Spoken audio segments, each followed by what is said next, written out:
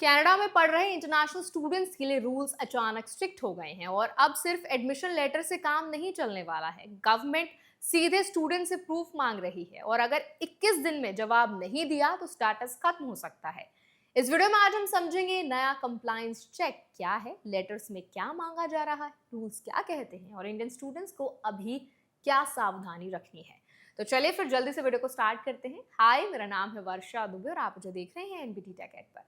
अब सीधे main update समझते हैं। कनाडा की इमिग्रेशन अथॉरिटी यानी आईआरसीसी ने इंटरनेशनल स्टूडेंट्स को कंप्लायंस वेरिफिकेशन लेटर्स भेजना शुरू किया है। ये लेटर्स कई स्टूडेंट्स को मिले हैं जिनमें काफी इंडियंस भी शामिल हैं।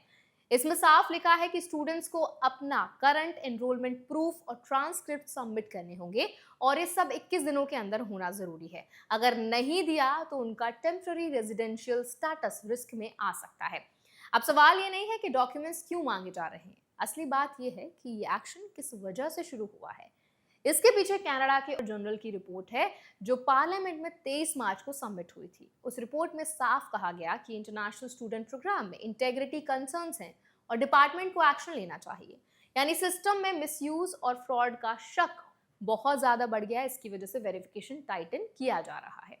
अब लेटर्स में एग्जैक्टली क्या मांगा जा रहा है इसे क्लियर समझते हैं। आईआरसीसी ने स्टूडेंट से 3 मेन चीजें मांगी हैं। पहला, उनकी डेजिग्नेटेड लर्निंग इंस्टीट्यूशन से ऑफिशियल लेटर जिसमें करंट एनरोलमेंट स्टेटस कंफर्म हो। दूसरा, उनके करंट और प्रीवियस ट्रांसक्रिप्ट्स यानी कनाडा में पढ़ाई का पूरा एकेडमिक रिकॉर्ड। और तीसरा, ये वार्निंग कि अगर वो डॉक्यूमेंट्स 21 दिनों में सबमिट नहीं किए तो उनका लीगल स्टेटस खत्म हो सकता है। ऑडिटर जनरल की रिपोर्ट में कई गैप्स हाईलाइट हुए हैं। 2023 से 2024 के बीच करीब 1,53,000 स्टूडेंट्स ऐसे आइडेंटिफाई हुए जो स्टडी परमिट कंडीशंस फॉलो नहीं कर रहे थे। लेकिन आईआरसीसी के पास कैपेसिटी सिर्फ 2,000 केसेस इन्वेस्टिगेट करने की थी, यानी एनफोर्समेंट वीक थी और वेरिफिकेशन लिमिटेड था। यही रीजन है कि अब बड़े स्केल पर चेक शुरू हुए गए।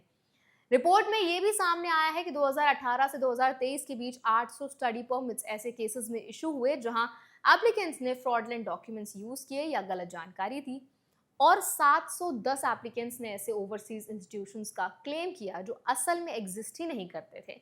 यानी फेक कॉलेजेस और फेक क्वालिफिकेशंस के केसेस भी सामने आए और कई लोगों ने बाद में असाइलम के लिए अप्लाई भी किया, जिससे सिस्टम की क्रेडिबिलिटी पर सवाल उठे।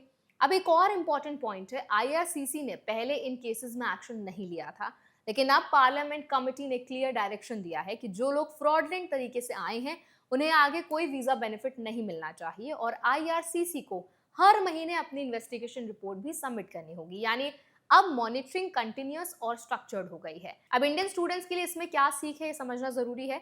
सबसे पहले, अगर आप कनाडा में स्टडी परमिट पर हैं तो आपका प्राइमरी रिस्पॉन्सिबिलिटी है कि आप एक्टिवली एनरोल्ड रहें और डॉक्यूमेंट्स हमेशा अपडेटेड रखें, क्योंकि अब वेरिफिकेशन डायरेक्ट स्टूडेंट लेवल पर हो रहा है। सिर्फ कॉलेज या एजेंट पर डिपेंड रहना सेफ नहीं है। दूसरी बात, एडमिशन प्रोसेस में ट्रांसपेरेंसी बहुत जरूरी है। अगर एडमिशन किसी ऐसे इंस्टीट्यूशन में लिया गया है जो डाउटफुल है या डॉक्यूमेंट सही नहीं है तो फ्यूचर में सीरियस कॉन्सिक्वेंसेस हो सकते हैं, क्योंकि अब आईआरसीसी पुराने एप्लीकेशंस को भी वेरीफाई कर रहा है, यानी पास्ट रिकॉर्ड्स भी स्क्रूटिनी में आ सकते हैं। तीसरी और सबसे इंपॉर्टेंट बात, एजेंट्स और कंसल्टेंट्स के थ्रू अप्लाई करते समय डबल चेक करना जरूरी है, क्योंकि रिपोर्ट में साफ सामने आया है कि कई केसेस में फेक इंस्टीट्यूशंस और गलत इंफॉर्मेशन यूज हुई और स्टूडेंट्स को इसका नुकसान बाद में उठाना पड़ा। इसीलिए हर डॉक्यूमेंट्स खुद वेरीफाई करना सेफेस्ट अप्रोच है।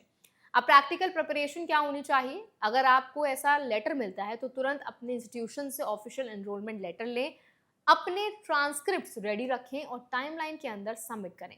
डिले या इग्नोर करना सबसे बड़ा रिस्क है, क्योंकि स्टेटस लॉस होने के बाद ऑप्शंस लिमिटेड हो जाते हैं। ओवरऑल ये चेंज एक क्लियर सिग्नल है कि कनाडा अब इंटरनेशनल स्टूडेंट्स प्रोग्राम को स्ट्रिक्ट कंप्लायंस मोड में ला रहा है और फोकस सिर्फ एडमिशन पर नहीं बल्कि पूरे स्टे ड्यूरेशन पर है। यानी एंट्री के बाद भी मॉनिटरिंग जारी रहेगी और रूल्स फॉलो करना पहले से ज्यादा जरूरी हो गया है। तो आई होप ये वीडियो आपके लिए हेल्पफुल रहा होगा। अगर वीडियो आपको पसंद आया तो उसको लाइक करें, शेयर करें। ऐसे और वीडियोस के लिए, अपडेट्स के लिए हमारे चैनल एनबीटी टेक एड को भी जरूर सब्सक्राइब करें।